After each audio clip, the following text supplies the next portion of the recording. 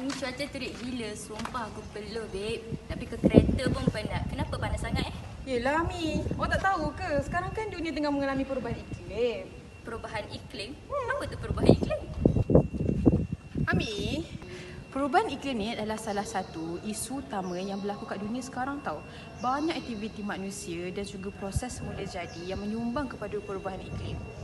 Macam cuaca keterlaluan ni, dia mengakibatkan bencana alam tau. Antaranya, pun takut tau, pemanasan global, kenaikan paras laut, banjir, tanah runtuh, hakisan tanah, kemarau, kebakaran hutan, lepas tu jerebu. Bahaya tau. Sebab tu sekarang banyak kebakaran ni. Ya. Cepat.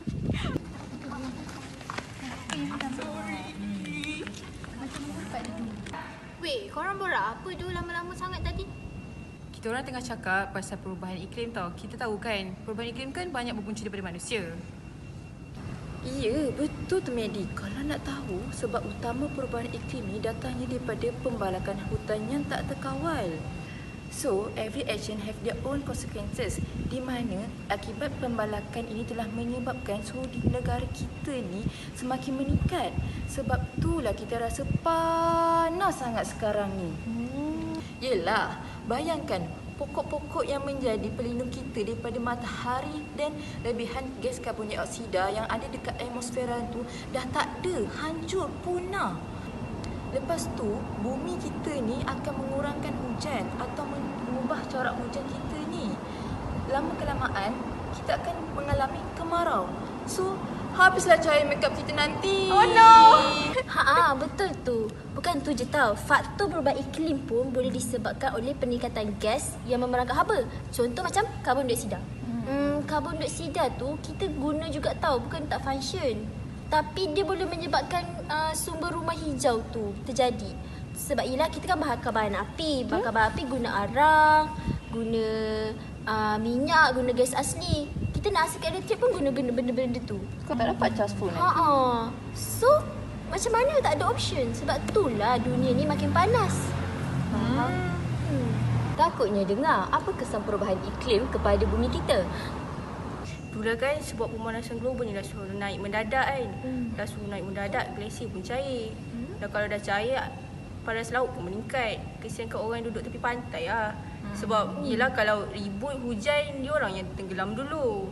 Itulah, tapi cerita pasal pemanasan global ni tak semestinya glasier. Isu keselamatan, isu kesihatan pun terjejas sebenarnya. Ekonomi negara, perubahan alam, struktur binaan pun boleh rosak. Betul tu. Cuaca panas dengan perubahan iklim bukan sahaja boleh buat kita berpeluh, tapi boleh buat kesihatan kita terjejas juga. Lepas tu kita semua akan alami kekurangan air. So, jomlah kita semua jaga bumi kita supaya kita akan dapat sumber makanan dan air yang selamat. Jom! Cantik yang tempat ni. Banyak juga pokok-pokok yang cantik. Betul. Spesies tumbuhan pun makin banyak yang dah nak pupus sekarang ni. Cakap pasal tumbuhan ni kan, ingat tak masa kita bincang hari tu pasal perubahan iklim? I think it's time we take action to overcome this issue. Jangan kita baca tentang kepentingan alam semula jadi untuk ekosistem kita. Perkara ni juga dapat membantu menyerap lebih banyak karbon dioksida. Korang ingat tak yang hari tu lebihan karbon dioksida tu boleh buatkan bumi kita ni jadi panas? Ingat? Kita ada idea. Kenapa tak kita buat aktiviti kempen alam sekitar je kat kampus kita? Kan kita boleh invite ramai pelajar, lepas tu at least diorang boleh tahu, diorang boleh join sekali untuk melestarikan program. Betul kan? Okey.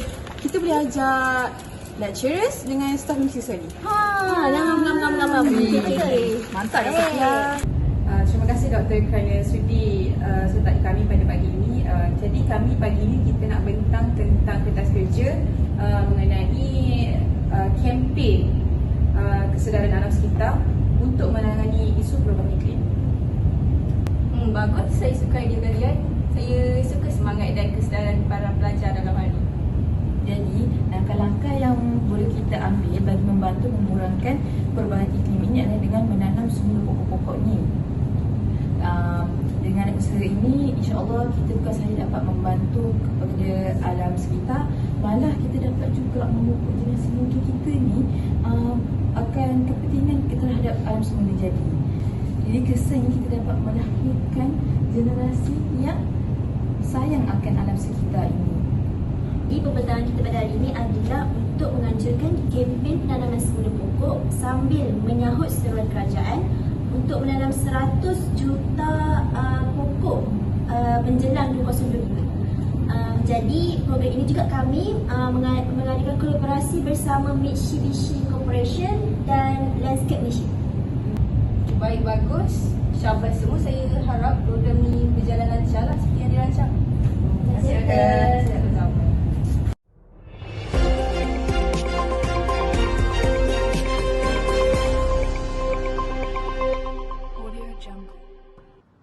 Menanam pokok ialah salah satu kaedah paling mudah untuk menyerap karbon di atmosfera, dan ketika dunia bergelut mendapati perubahan iklim sekarang, penanaman pokok bagaikan penawar yang diyakini dapat memulihkan semula kesihatan bumi yang sedang sakit akibat pencemaran. Pelbagai pihak baik kerajaan, perniagaan ataupun orang bersendirian juga turut terlibat dalam projek penanaman semula pokok bagi meningkatkan keluasan hutan dan mencapai sasaran iklim. Pada 20 Mac lalu, pihak Mitsubishi Corporation dan beberapa universiti awam telah menganjurkan majlis penanaman semula pokok. 400 peserta dari Mitsubishi, kaki tangan dan pelajar universiti awam terlibat dalam majlis penanaman pokok yang bertujuan menunjukkan komitmen dalam memulihkan kemusnahan hutan hujan tropika. Majlis itu telah dirasmikan oleh Pengurusi Landscape Malaysia sebanyak 5,000 benih mewakili 20 spesies yang tersenarai dalam senarai merah, iaitu hampir terancam ditanam pada majlis itu. Pokok dan hutan juga mempengaruhi perubahan iklim, seterusnya memberi kesan kepada cuaca. Perubahan iklim bukannya satu isu yang penting untuk kita, tapi untuk generasi masa depan. Saya ingin mengucapkan terima kasih kepada para pelajar kerana memberi komitmen dan usaha dalam program ini. Saya yakin usaha yang kecil ini dapat memberi impak besar kepada kita. Kami percaya bahawa melalui kesedaran, usaha kolektif dan tindakan yang berterusan ini, kita mampu merangkul perubahan dan mewarisi bumi yang lestari ini untuk generasi masa datang. Saya Aisyah, wakil pelajar IPTA yang turut terlibat bekerjasama dengan Mitsubishi Corporation menyahut inisiatif kerajaan dalam program penghijauan Malaysia yang menyasarkan untuk menanam 100 juta pokok menjelang tahun 2025. Kami berasa sangat teruja dan bangga untuk menyumbang tenaga menanam pokok demi kepentingan yang akan kita sendiri nikmati dan juga generasi yang akan datang. Kami ingin mengajak semua di sini untuk meneruskan usaha kelestarian ini. Dengan kerjasama semua pihak, kita boleh mencapai perubahan yang lebih positif. Pada masa kini, isu alam sekitar menjadi topik yang hangat. Umumnya, masyarakat mempunyai pengetahuan dan kesedaran terhadap isu alam sekitar. Namun, tahap amalan penjagaan alam sekitar amatlah rendah. Tanpa kita sedari, sebenarnya manusia dan alam sekitar mempunyai satu hubungan saling berkait rapat. Manusia bergantung secara emosi dan fizikal dengan alam semujadi dan sebaliknya. Kepada ekosistem dan spesies pula bergantung kepada tindakan manusia. Sebagai seorang individu dan masyarakat, perlu lebih peka terhadap kesan tindakan kita terhadap alam sekitar. Termasuklah penggunaan tenaga dan sumber daya alam. Kita juga harus memberi pendedahan kepada masyarakat untuk menyokong program transformasi minda yang diketengahkan oleh pihak terbabit dalam membentuk dan mengubah pemikiran terhadap kepentingan penjagaan alam sekitar ini. Kembali kepada studio. Baiklah Natasha, terima kasih atas laporan itu tadi. Maka dengan ini berakhirlah berita kita pada hari ini. Oh, sekarang baru saya faham bahawa amalan hijau seperti penanaman semula pokok dan juga memastikan amalan hutan mampan adalah penting untuk mengurangkan kesan pemanasan global. Selain itu, amalan menerapkan konsep kelestarian di semua peringkat pendidikan untuk mengubah minda masyarakat daripada pemikiran semasa kepada pemikiran yang berpaksikan kelestarian.